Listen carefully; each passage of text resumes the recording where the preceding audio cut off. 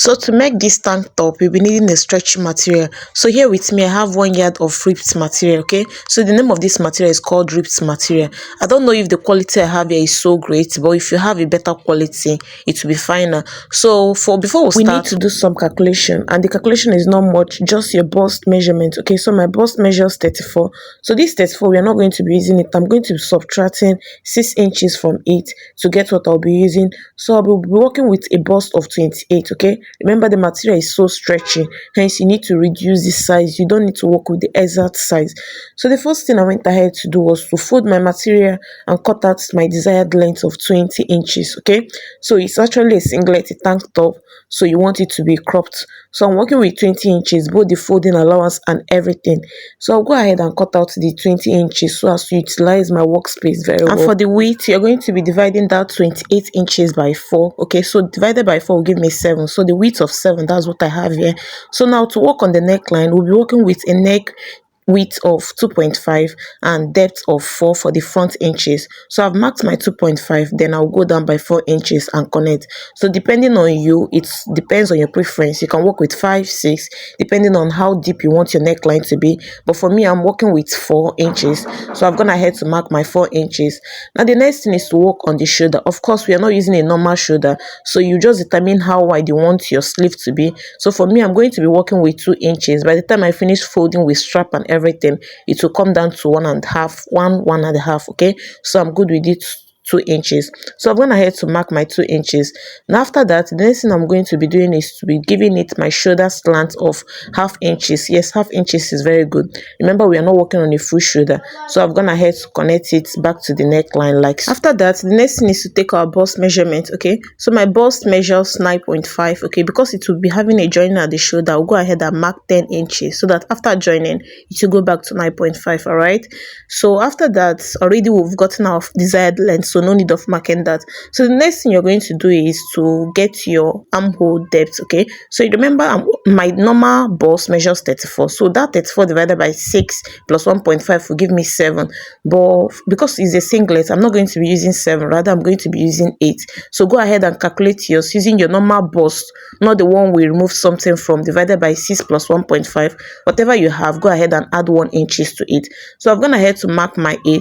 So on that 8, I'm going to be marking my 7. That's derived bust we are using to mark, divided by 4. It is going to give me 7. That's 28 divided by 4 will give me 7. Now at the desired length, whatever you mark at your bust line, you're going to be subtracting 1 inches from it. Remember, I marked 7 there, so for the down part, I'm going to be using 6 inches, and that's it. So the next thing is to go ahead and connect it into a vertical slant line like I'm doing, all right? Now after that, the next thing is to work on the armhole curve, okay? So now on a normal, what we normally do is to get half of your armhole depth. So I will place my tape and get my 4, okay? Remember, I use it as my armhole depth. And after marking that 4, from that 4, you're going to go in by 0.5 inches, all right? Now after going in by 0.5 inches, watch closely to see I'm going to curve it out into a C curve, okay? So you curve the down part and get the up part like so. Just use your free hand, you're going to get it, or if you can also use curve, perfect. So after doing that, the next thing is to come in with my scissors and trace everything out.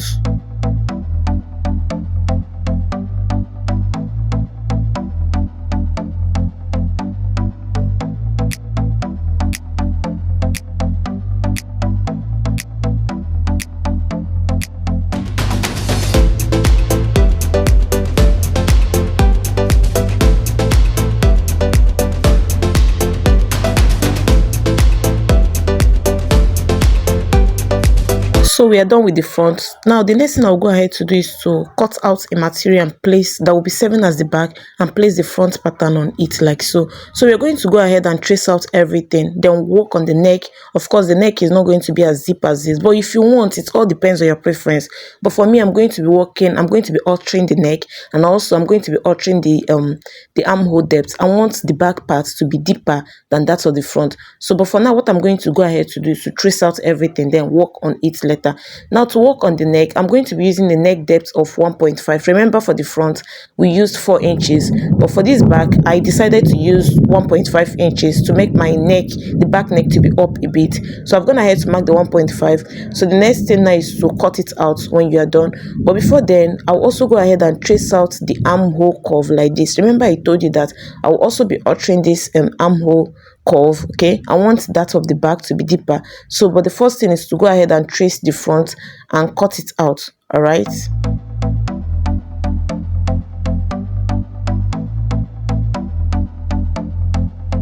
After cutting the neck and tracing out the armhole, the next thing is to go ahead and remove the front pattern. Okay, so now it's time to work on the back armhole. So the first thing I did was to also go ahead and get the midpoint of 4.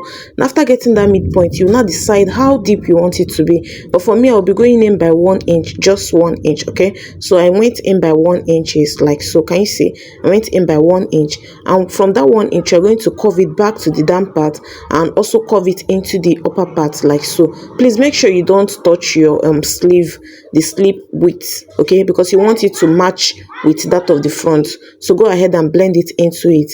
So I was not comfortable with what I had, so I went ahead and traced it more to have a perfect C there. So after doing that, the next thing you're done, the next thing is to come in with your scissors and trace it out. Please, if you have watched to this extent and you like what you're seeing, please don't forget to subscribe, like, and comment. As an upcoming YouTuber, your subscription matters a lot, your likes matters a lot to me. Okay, so here we are done drafting, and this is the outcome of what we've done so far. This is the back, of course, and this is the front part of it. So now the next thing is to start joining, and to do that, it is very easy. So we'll go ahead and join it using 1/2 inch on the shoulder. So you stitch it using 1/2 inch at the shoulder, okay, on both shoulders. Then you also join it at the side using 0.75. Like I said, this material is actually stretching, so you want it to be very tight. So after doing that, this is what we have. I've gone ahead to stitch mine using 0.75 on the side and 1/2 inches on the shoulder. So this is it. So I'm going to be flipping it to the right side for you to see this beauty. So this is how the front side is looking like. Okay, you can see that we are almost done with the tank top. The only thing remaining now is to finish up with the armhole and the neckline. So to finish up with the armhole, what you're going to do is to go ahead and measure it all around. Okay, so you're going to go ahead and measure it all around and know what you're going to get. So for mine, I went ahead and measured mine, and when I'm done, I got 21.5. okay, so when I finished measuring my own, watch closely, you see I got 21.5. so that my 21.5, now we are not going to be working with it, rather we are going to be subtracting some things from it. So I'm going to be subtracting 5 inches from it, and when you do that, you're going to be getting 16.5. okay, so you're going to be getting 16.5. now that my 16.5, I'll go ahead and cut it out on a long strap. Okay, so we are going to be cutting out this strap as a bayat, same way your bayat functions. That's how this strap is going to function. So I went ahead and cut out a strap of 17.5.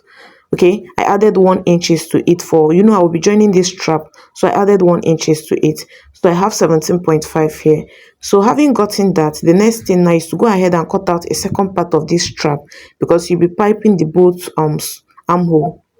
Now the next thing you're going to do is to go ahead and close your strap with the 1 inch allowance that you give. Okay, so this strap, you're going to be stitching it just the same way we usually stitch bayat. The only difference between this strap and that of bayat is that bayat, we normally stitch from the right side, then we'll turn to the wrong side of the fabric. But for this fabric, you're going to be making the first stitch on the wrong side, then you fold it towards the right part of the material, because you want it to be showing. Okay, so that's just it. So but before that, you go ahead and divide your strap into 2 equal parts to make sure that it goes round. Remember, your armhole is bigger than the strap that you cut out. So what you do is you go ahead and divide your strap, and as you are sewing it, you'll be extending your strap a bit. Remember, the material is stretchy, hence it will go round. So you'll be extending, drawing your strap as you stitch along. So after stitching, you go ahead and trim out the excess, and now you're going to be folding. So the first thing you have to do is to fold in 1/2 inch. Just watch what I'm doing, just like bayat. Fold in 1/2 inch and then turn it again to cover up the first stitch that you made. Okay, so watch closely, you understand. You make the first fold of 1/2 inch. I'm repeating it again. Okay, so if you have any lump, go ahead and cut it out because you want that place to be very flat. Okay, so after cutting out, you make the first fold. You fold in 1/2 inch. Remember, you stitch with 1/2 inch, so you have 1 inch left. So you fold in 1/2 inch and then turn it again to cover up the first stitch that you made. Then the next thing you have to do is to go ahead and stitch it very close to the end of the folding. Okay, so stitch it all around, and also go ahead and repeat the same thing on the other side of the armhole. Okay, the other part of the armhole.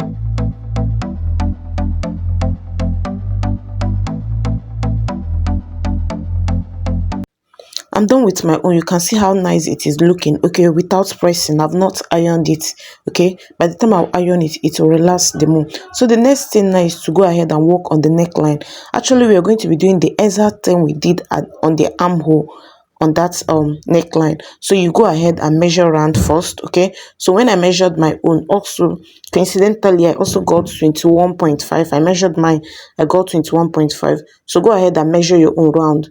Now that my own is the same thing with my armhole doesn't make yours the same thing, please go ahead and measure your own. So here I've gone ahead to cut out a strap. I also went ahead and subtracted 5 inches from it. So here with me I have 17 inches, can you see? And the width of this also measures 1.5. okay, so here I'm going to be cutting out 1/2 inches because I want to be working with 16.5. all right, so having done that, the next thing also is to go ahead and close it with 1/2 inch, just like we did on the armhole. Okay, so I'll go ahead and merge it together and get the center. Note, the front part is wider than the back. Okay, so you don't expect it to be the same thing. So what I'll go ahead to do is to push it like so. I'm just trying to get the center point. Okay, so you will see that you end up extending the front towards the back the more. Okay, so just go ahead and divide it into 2 and get the midpoint. So after getting the midpoint, what I did was to notch both sides to note it. Okay, so because I want the strap to be evenly distributed on the neck, remember that the strap is shorter. All right, so I'll also go ahead and notch the parts that have the stitch on one of my notch like so and hold it. Then but before then, you go ahead and get divide your strap into 2. So having pinned down one part of it, so that's my notch, I'll pin the other part of it to the other part, and then go ahead and sew it the same way we did to the armhole. Okay, after pinning it down, remember you've pinned the center part. So what you're going to do is to make sure that it fits. Hence, since it is shorter, what you're going to be doing is, as you're sewing it along, you'll just be stretching it a bit. After that, you go ahead and fold it. Okay, so this is it. This is how we have this lovely tank top looking. I'm done here. The next thing is to go ahead to your pressing table and iron it very well.